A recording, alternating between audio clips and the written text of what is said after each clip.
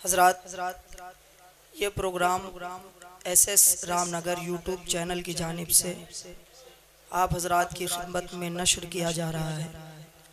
आप हज़रात से मुअद्दबाना गुजारिश है कि चैनल को सब्सक्राइब करें, लाइक करें और सवाब की नीयत से शेयर भी करें। सुबहान अल्लाह सुबहान अल्लाह। गिरते गिरते मेरा दावा है संभल जाओगे, गिरते गिरते मेरा दावा है संभल जाओगे, घर से जब नामे नबी लेके निकल जाओगे। गिरते गिरते मेरा दावा है संभल जाओगे, घर से जब नामे नबी लेके निकल जाओगे। और मैंने माना कि हंसी ताज महल है लेकिन, मैंने माना कि हंसी ताज महल है लेकिन गुंबदे खजरा गर देखोगे मचल जाओगे, गुंबदे खजरा गर देखोगे मचल जाओगे। मोहतरम हजरात, अब मैं इस महफिल की आखिरी कड़ी के लिए आप हजरात के सामने एक ऐसे खतीब को दावते सुखन दूंगा कि जिनकी खिताबत को सुनकर आप बदअकीदों के लिए तलवार की एक धार बन सकते हैं। आइए आप हजरात के सामने खतीब ज़ीशान फसीहुल लिसान हज़रत हाफिज़ व कारी शम्सुल हक साहब किबला मद्दहुजुल्लाहुल आली का इस्तकबाल इन अशार से करें कि यादे मोहम्मद भुलाना नहीं चाहिए, यादे मोहम्मद भुलाना नहीं चाहिए, उनसे दामन चुराना नहीं चाहिए। यादे अहमद भुलाना नहीं चाहिए, उनसे दामन चुराना नहीं चाहिए। और ये सिखाया है प्यारे नबी ने हमें, ये सिखाया है प्यारे नबी ने हमें, दिल किसी का दुखाना नहीं चाहिए। ये सिखाया है प्यारे नबी ने हमें, दिल किसी का दुखाना नहीं चाहिए। और माँ के कदमों के नीचे है खुलदे बरी, माँ के कदमों के नीचे है खुलदे बरी, माँ की अजमत भुलाना नहीं चाहिए। आइए हजरत का इस्तकबाल नारे तकबीर और नारे रिसालत से करें। नारे तकबीर, नारे तकबीर, नारे रिसालत, नारे रिसालत। उलमाए अहले सुन्नत, उलमाए अहले सुन्नत, फैजान मखदूम सिबना। मोहतरम हज़रात, ख़वातीन, पर्दा नशीन माओ बहनों, स्टेज पर उलमाए कराम, नातो खां व हफ़ाज़े कराम, अस्सलामु अलैकुम। आप लोग चंद ही लोग बचे, थोड़ा और आगे आ गए। वो लड़का जो नारा लगा रहा था कहाँ चला गया? आ रहा है ना, उसको नाच ज़्यादा समझ में आती है, पता नहीं तकरीर समझ में आएगी कि नहीं, क्योंकि मौलाना तकरीर कर रहे थे तो नारा ही भुला गया। लगता है तकरीर नहीं समझ में आती, नाच उसको ज़्यादा समझ में आता है।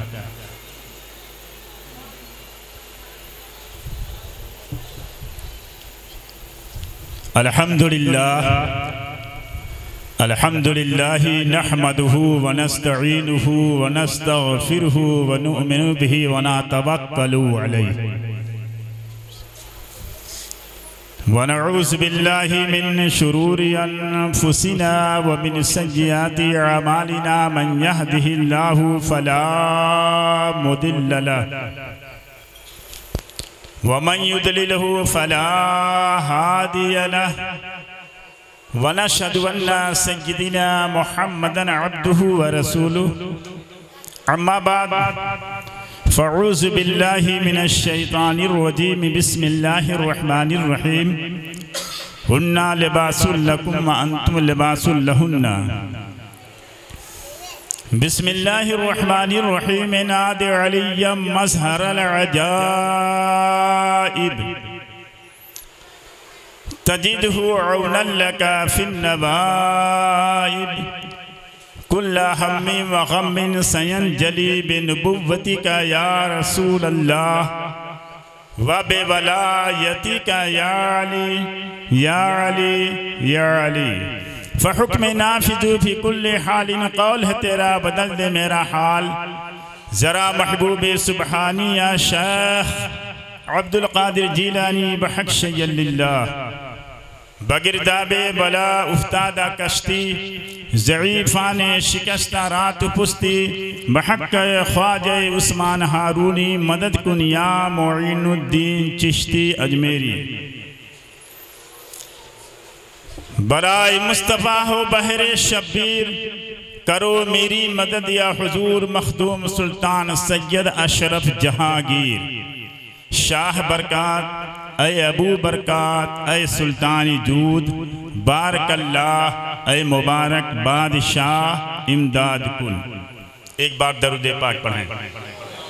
अल्लाहुम्मा सल्ली अला सय्यदिना मौलाना मुहम्मदिन मादिनिल जूदी वल करम व अला आलिहि व बारिक व सल्लिम सलातो व सलामुन अलैका या रसूल अल्लाह या हबीब अल्लाह सल्लल्लाहु तआला अलैहि वसल्लम।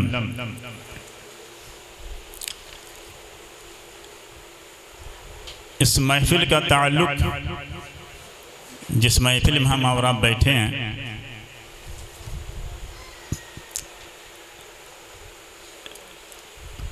सरकार दो आलम सल्लल्लाहु तआला अलैहि वसल्लम और दिगर तमाम सहाबा अवलिया की ज़ात से है और वसीला हम जुल्फ़ जनाब अब्दुल हक कुरैशी के साहबजादे के अक़द ख़ानी कल इंशाअल्लाह तबारक व तआला होगी, उसी के सिलसिले में रखी गई।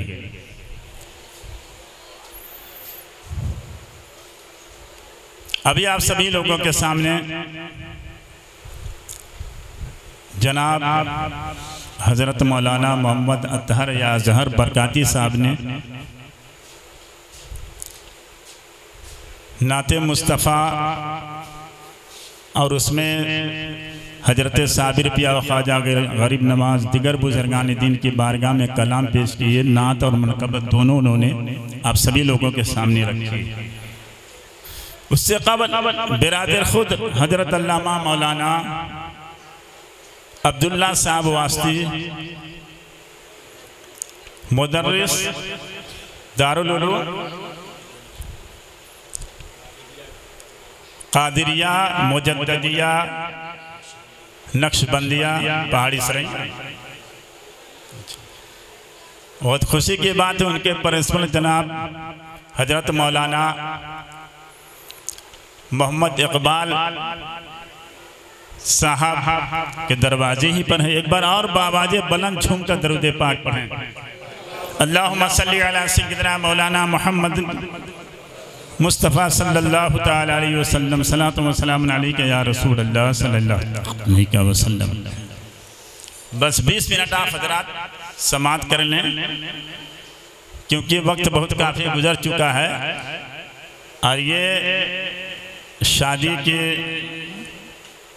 कल बारात जाएगी और आज हुसूल बरकत की घर से जश्न ईद मिलादुन नबी का प्रोग्राम रखा गया। क्योंकि औरतें जो हैं आज के रात में कितनों उलमाए कराम मना करते हैं, लेकिन वो कुछ ना कुछ करती हैं तो गुस्सा होती होंगी, और जिन लोगों को सुबह काम करना वो भी गुस्सा होते होंगे कि मौलाना लोगों के ही काम है, इनका तो कर लेंगे, लेकिन हमारे काम का कल ख्याल नहीं है। ऐसा नहीं है, ये महफिल ऐसे इसमें बैठेंगे सवाब भी पाएंगे,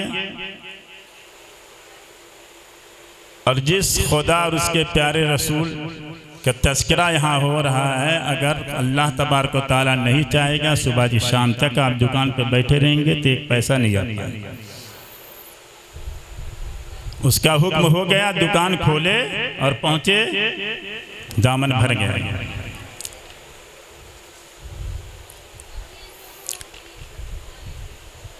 तो मैं अदखानी यानी जिस निस्बत से महफिल रखी गई है, चंद थोड़ी सी उस पर रोशनी डालने की कोशिश करूंगा। कुरान पाक की मैंने आयत करीमा की तिलावत की, हुन्ना लिबासुल लकुम अंतुम लिबासुल लहुन्ना। इसका सीधा साधा तर्जुमा मियाँ बीबी एक दूसरे के लिबास हैं। अब्दुल हक भाई आप ज़्यादा सुनिए।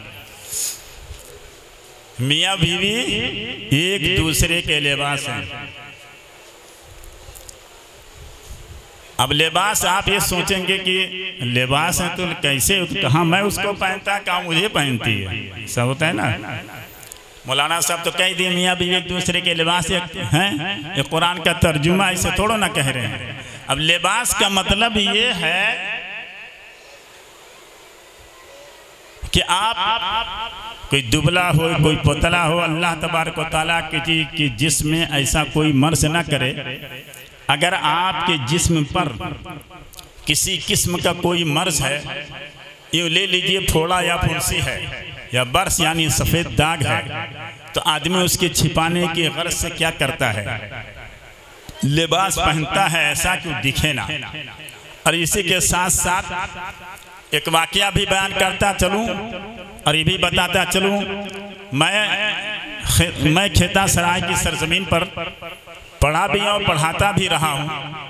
वहाँ पर एक मस्जिद है गोला बाजार में, वहाँ के कारी साहब गुरैनी के रहने वाले थे, बड़ी गुरैनी के, गुरैनी में छोटी मानी कला के रहने वाले थे, कारी सुल्तान नाम था। ऐसा हुआ हुजूर सैयद सलार मसूद गाजी रजी अल्लाह ताला अन्हु कि उर्स के मौके पर वहाँ बहुत ज़बरदस्त खेता सराय में मेला लगता है। तकरीर के दौरान मस्जिद के अंदर उन्होंने कुछ ऐसे कलाम को इस्तेमाल किया जो कि सैयद सलार मसूद गाजी की बारगाह में गुस्ताखी थी। मशक्क़त खुदाबंदी उनके हाथ में यहाँ पर सफ़ेद दाग हो गया। अब दाग हो गया तो बेचारे करें क्या, मोजा पहन लिए, गर्मी के दिन में मोजा, दस्ताना मोजा पहन लिए उस छिपाने के लिए, मिसाल दे रहा हूँ। तो लोगों ने कहा कारी साहब ये क्या, कहा ऐसे कुछ नहीं, डॉक्टर ने बताया था, पहन लिया, छिपाते रहे। फिर उसके बाद सीने में और बढ़ गया। तो ऐसा है कि मसलक के एतबार से बटन तो सब छटकी रहा करती थी, मौलाना बटन सब छटकाए रहा करते थे। तो अब अच्छे खासी बटन जो है बंद करके नमाज के अलावा तो गैर नमाज भी टहले करते थे। तो लोगों ने बाजार में पूछा कारी साहब आप तो कहते बटन सब खुली रहती थी नमाज में, आप बाहर दिखने कहीं नहीं, ऐसा नहीं, सब चाहिए ऐसा।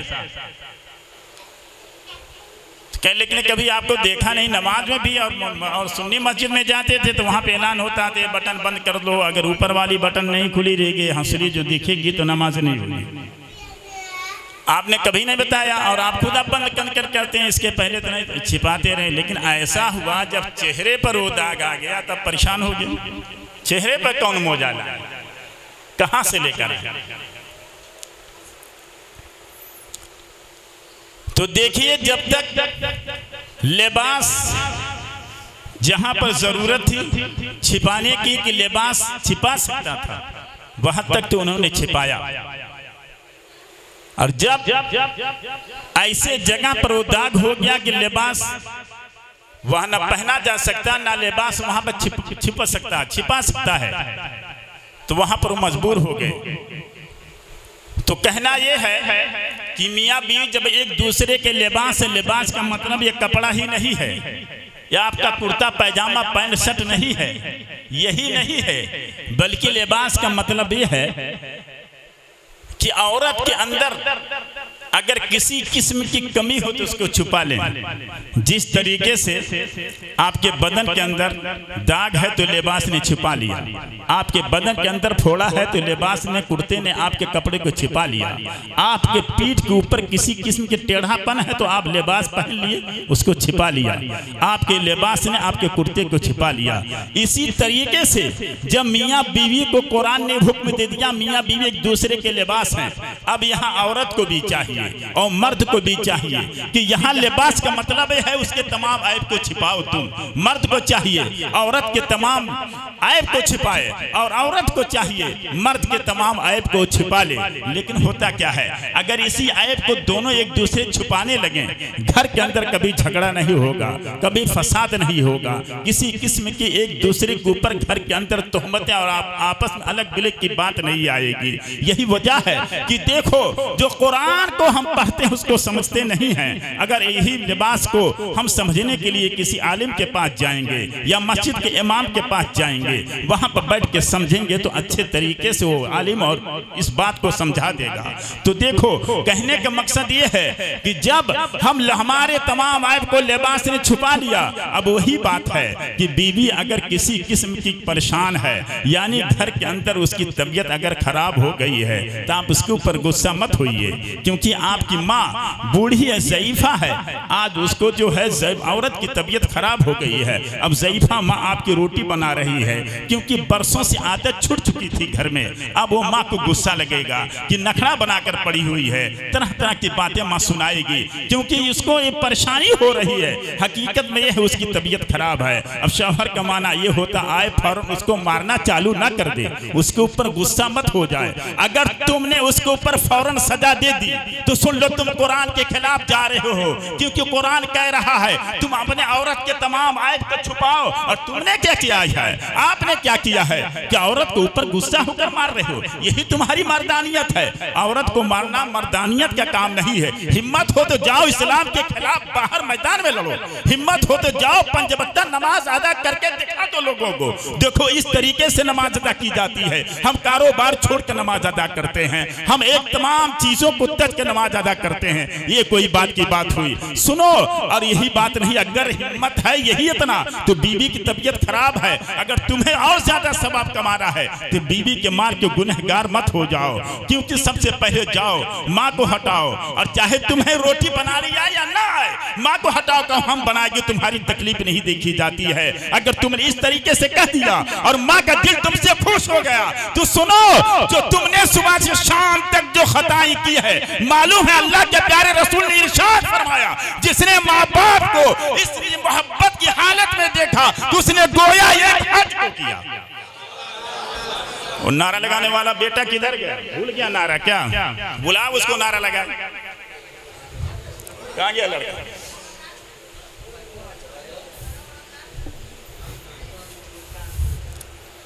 एक बार दरूद पाक पढ़ें। असल में मौलाना इकबाल भी चले गए जो निजामत कर रहे थे, है ना? तो मैं कह ये रहा था कुछ चाहिए कि आका सल्लल्लाहु ताला अलैहि वसल्लम ने क्या इरशाद फरमाया, जिसने खुशी से देखा माँ बाप को गोया उसने हज किया, एक हज का सवाब पाया।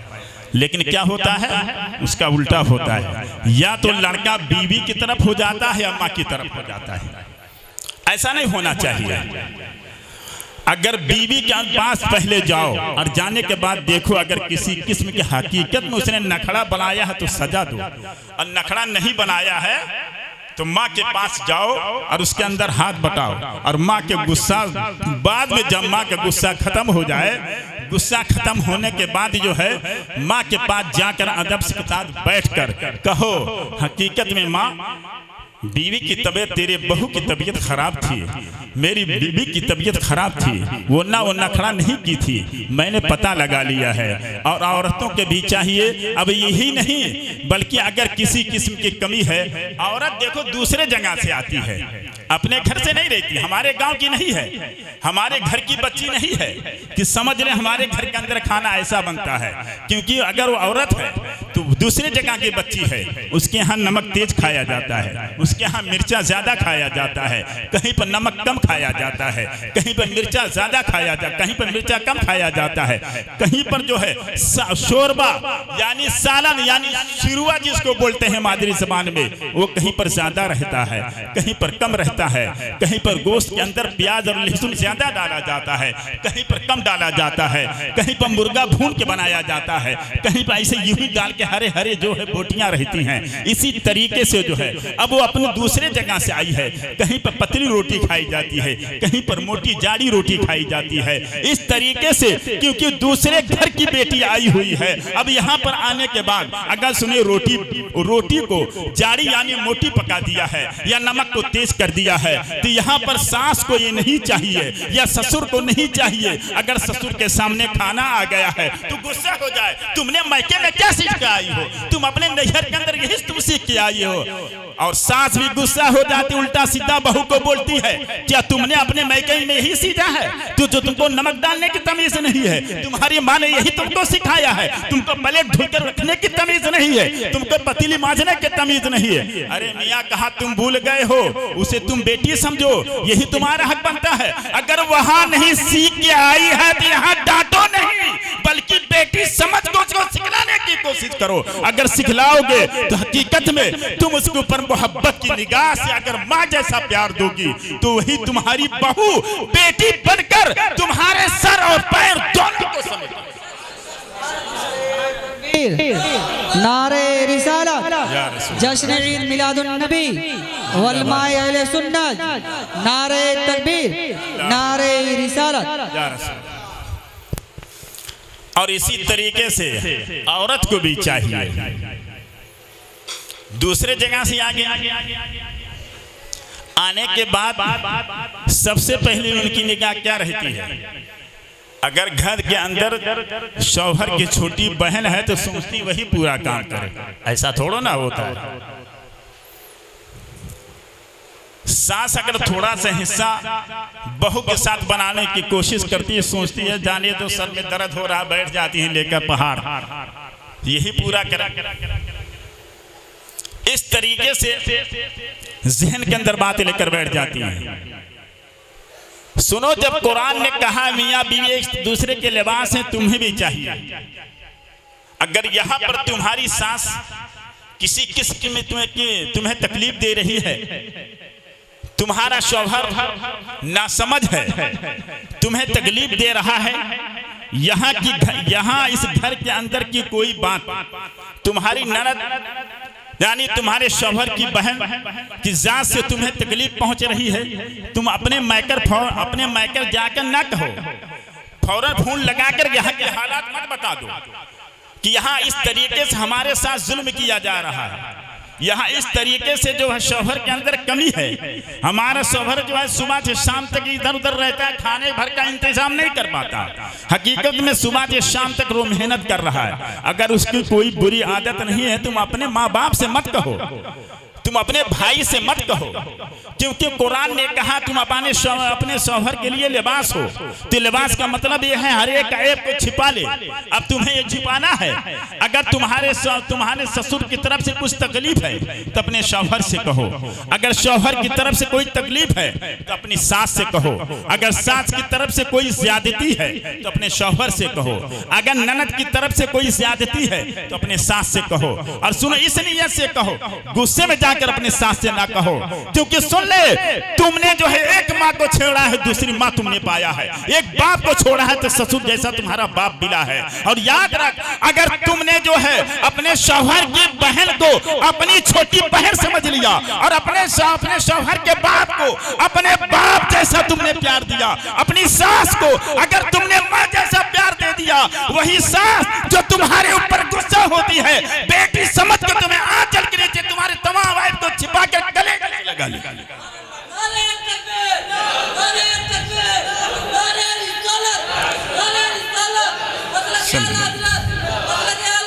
जिंदाबाद, नारे तकबीर, अल्लाह अकबर, नारे रिसालत या रसूलुल्लाह। बस इससे ज्यादा मत बोला करो, बस करें 20 मिनट तो हो गया।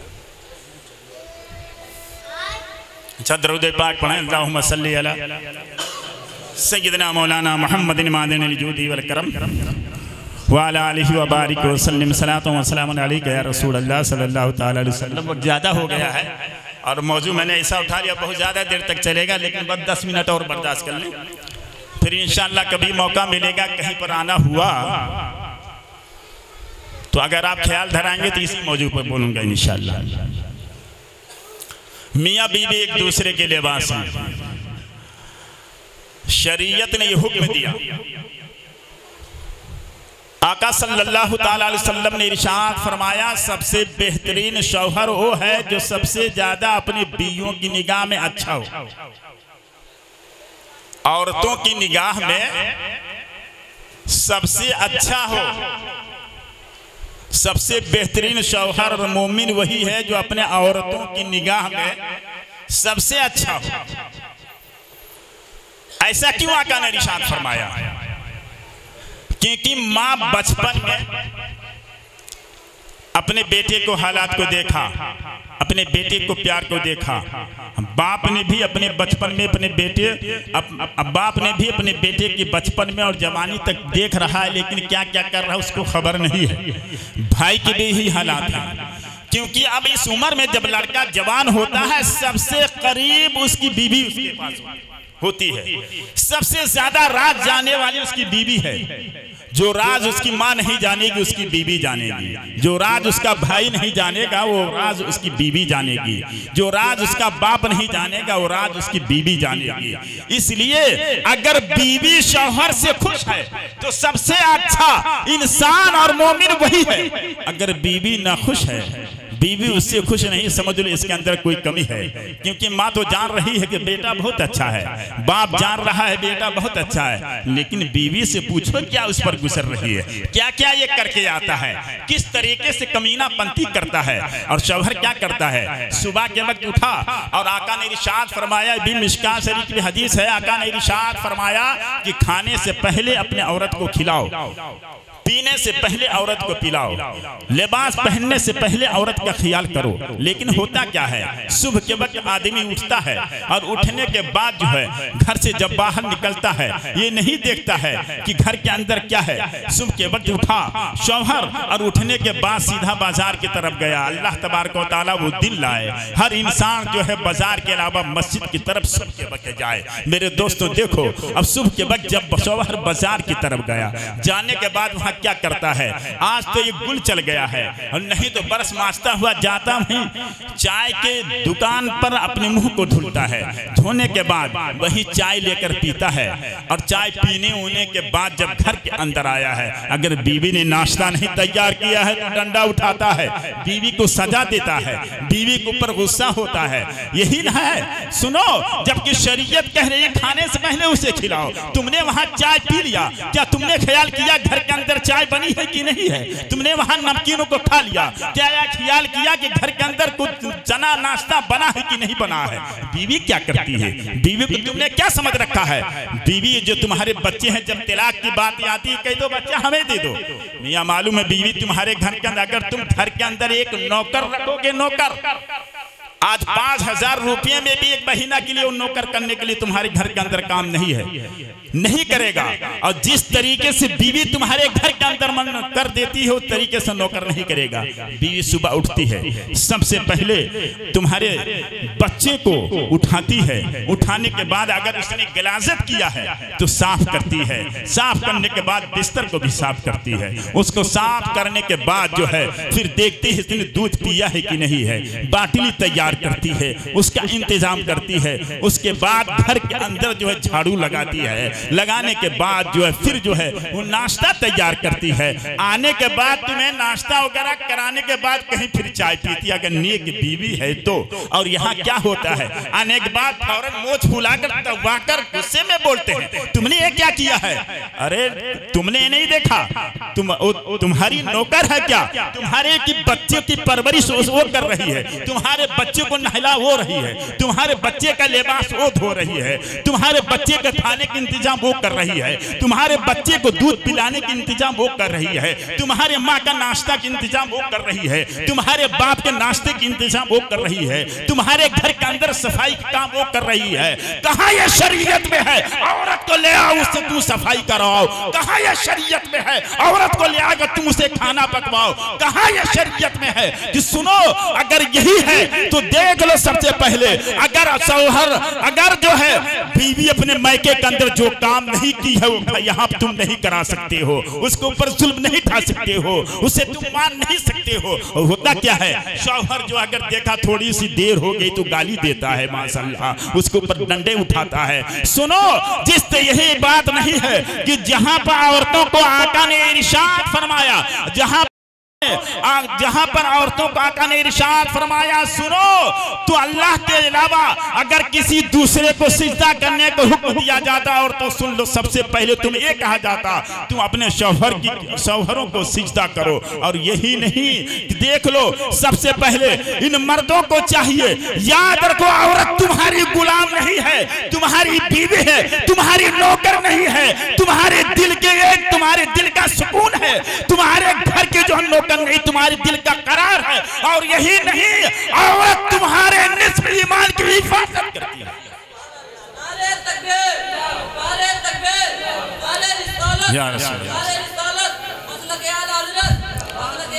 औरत के ऊपर इतना जुल्म न ढाओ। आका ने भी इरशाद फरमाया, अगर औरत से कोई गलती हो गई उसे किनारे में ले जाकर समझाओ। मारने के लिए कहां पर हुक्म है? अबे तुम मारोगे तो गुनहगार हो, कल मैदान महशर में उसका भी हिसाब देना पड़ेगा। वो तो खुश नसीब है, तुम्हारा डंडा पड़ रहा, वहां पर जहन्नम की आग नहीं जलाएगी, लेकिन तुम जहन्नमी हो रहे औरत को मारकर। ये क्यों नहीं देखते? ये बताए कोई मौलाना कि औरत को मारने के लिए शरीयत ने हुक्म दिया है? दिया है कहां पर? जहां शरीयत के खिलाफ चले, नमाज न पढ़े, कुरान की तिलावत न करे, तो यहाँ खुदे नहीं कर रहे हो, यहाँ खुदे नहीं तिलावत कर रहे हो तो क्या करोगे? उसको जाओगे बोलने कहे कि आप किए हो, हमारे ऊपर अगर नमाज पढ़ने हुक्म है तो आपके लिए माफ है। लेकिन एक बात ये कहूंगा, बराए मेहरबानी औरतों से मैं ये आजिज़ी के साथ ये अर्ज करूंगा, तमाम उलमाए कराम बेचारे समझा के थक गए, अब तुमसे मदद हम लोग मांग रहे हैं। हमारे भाई ने न कहा कि मदद मांगो, अभी उलमाए कराम औरतें सुन ले तुमसे मदद मांगी। क्या अगर शौहर घर के अंदर आए, काश तुम ये कह दो तुम्हारा चेहरा अच्छा नहीं लगता, बोले क्यों? कहो तुम्हारे चेहरे पर दाढ़ी नहीं है, देखो सुबह दाढ़ी रखी है ना। अगर औरत ये कह दे, औरतों सुन लो, तुम ये कहना बात मत करो, ना मेरा काम है, कर जाऊंगा कल मैदान में तुम पकड़ूंगा, क्या तुमने कहा था? अगर तुम ये कहो कि काश सुबह के वक्त बाजार में जाने से पहले होटल पर मेरे चाय के इंतजाम ना करते, सबसे पहले वजू बना के जाके नमाज पढ़ लेते, अगर तुम इस तरीके से अपने शौहर को बराबर कहोगी तो इंशाअल्लाह वो नमाजी होगी। अब शौहरों से अर्ज है कि बीवी के पास जाओ, हमें खाने के लिए गुस्सा मत हो, ये कहो हम तुम्हारे बिस्तर के करीब नहीं आएंगे अगर तुम नमाज नहीं अदा करोगे। ये कहो अगर पाकी हालत में तुम जो है कुरान की तिलावत नहीं करोगी तो हम तुम्हारे करीब नहीं आएंगे। देखो कैसे वो तिलावत नहीं करती, कैसे वो नमाज नहीं पढ़ती, दोनों पकड़े जाए। ऐसा थोड़ो ना कुल माई बाप पर जिम्मेदारी है कि बाप ने पढ़ाया नहीं, माँ ने बताया नहीं। कहाँ बताएं? कहाँ झगड़ा करने के लिए माँ ने बताया था? गाली देने के लिए तुम्हें किस माँ ने सिखाया था? ये सब आ गया, नमाज पढ़ना और हज कर और रोजा रखना, कुरान की तिलावत करना नहीं आ रहा। बड़ी हो जाओ तो घर के अंदर सास से पढ़ो, अगर सास पढ़ी है, और सास नहीं पढ़ी है बहू पढ़ी है तो सास बहू से पढ़े। लेकिन ये बात ऐसी है, औरतें भी कम थोड़ो ना है। औरत को अगर शौहर घी के घड़े में डाल दे तब वो शौहर से खुश नहीं रहेंगे। एक ड्राम घी लाए पूरा भरे रहे कि हम तुम्हें इतना मानते, ले जाकर इसमें डुबो दे, लेकिन तब वो ये उससे राजी नहीं रहेंगे, ना खुश रहेंगे। और इतनी बड़ी इनकी चाल होती है, अगर किसी जगह किसी लड़के को दूल्हा जब घर के अंदर जाता है और देखने जाती हैं, जाने के बाद देखती हैं तो कोई कुछ न कुछ ऐब निकाल देती है। कुछ नहीं कहेंगे तो सांवला है, यही नहीं आएगा कहेंगे आँखिए थोड़ा मुलमुला रही है, नकिए थोड़ा, कुछ न कुछ ऐब निकाल देती है। और अगर औरत एक आँख की थोड़ा कानी है और गई देखने, देख कर आई तो अरे बहनी सब कुछ सही लेकिन थोड़ा सा, लेकिन ये नहीं कहीं सीधा डायरेक्ट कानी है। और लड़का रहता कह देते हैं अरे नकिया टेढ़ी है, तो काला है, सांवला बेचारा कहेंगे काला है। और औरत कानी है तो कानी नहीं कहेंगे, बहुत अच्छी है बहनी लेकिन है, इन्हें कहिए कानी, अरे उसको भी कह दो कानी है, ये कम नहीं है। याद रखो, अगर शौहर तुम्हें राजी कर रहा तुम उनको भी राजी करो। जहां शौहर को हुक्म है कि सजा किनारे ले जाकर दो, क्यों? अगर यहाँ बीच में सजा दोगे बच्चों के सामने गुस्से में रहोगे, कहीं मुंह से गाली निकल गई तुम्हारा बच्चा सीख लेगा। लेकिन हमारे बिरादरी में तो गाली विरासत में मिलती है। मौलाना इकबाल बाबू, हमारे बिरादरी में गाली विरासत में मिलती है, कोई काम बगैर गाली के करते ही नहीं। यहां शरीयत ये कह रही है अगर बीवी को सजा दो किनारे ले जाओ, कहीं ऐसा ना हो मुंह से गाली निकल जाए तो बच्चा सीख ना ले। और ये भी हुक्म है अगर शरीयत के खिलाफ तुम्हें सजा देनी है तो चेहरे पर मत मारो, ऐसी जगह पर मारो जहां पर उसकी खूबसूरती में कोई कमी ना आए। होता क्या, डंडा उठाए लगे तोड़ने, बड़ी बहादुर बन गया, औरत को मारकर 30 मारखा बन गए हैं। और भाई भाई से जब लफड़ा होता है चुपचाप सर झुका लेते हैं। अबे औरत को मारना वही बहादुरी नहीं है, भाई से लड़, भाई गलती की हिम्मत हो सीना तान के लड़ तुम, तब जाने तुम बहादुर। पड़ोस वाला तुम्हारे जमीन को कब्जा कर रहा, क्यों नहीं लड़ता? लेकिन औरतों सुन लो, तुम्हारे ऊपर शौहर का इतना हक है, किसी के शौहर को अल्लाह तबारक व तआला इस मर्ज में दाखिल ना करे, इस मर्ज में मुब्तला ना करे। वक्त बहुत ज्यादा हो गया, इस मर्ज में मुब्तला ना करे।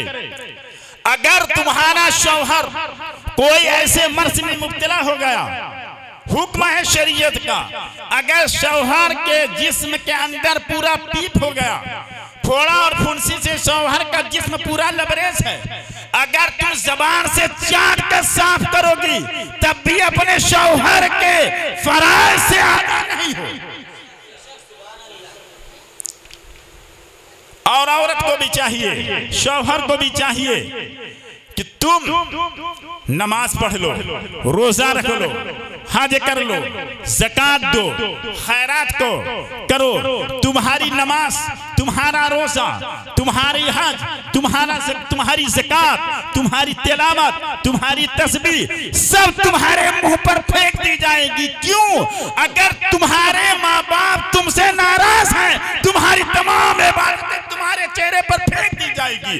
और औरत अगर नमाज पढ़ रही है, रोजा रख रही है, हज करके आई है और ज़कात भी दे रही है, लोगों को खैरात भी कर रही है, सुबह के वक्त कुरान की तिलावत भी कर रही है, अगर शौहर उससे उसका नाराज है, उसकी तमाम इबादतें उसके चेहरे पर फेंक दी जाएगी। अल्लाह तबारक व तआला औरत को, नौजवान बच्चे को, हम सभी लोगों को एक दूसरे से मोहब्बत करने की तौफीक अता फरमाए और 5 वक्त नमाज, सुबह के वक्त कुरान, तस्बीह और तहलील पढ़ने की और बच्चों को पढ़ाने की तौफीक अता फरमाए। वाखिरु दावाना अल्हम्दुलिल्लाहि रब्बिल आलमीन।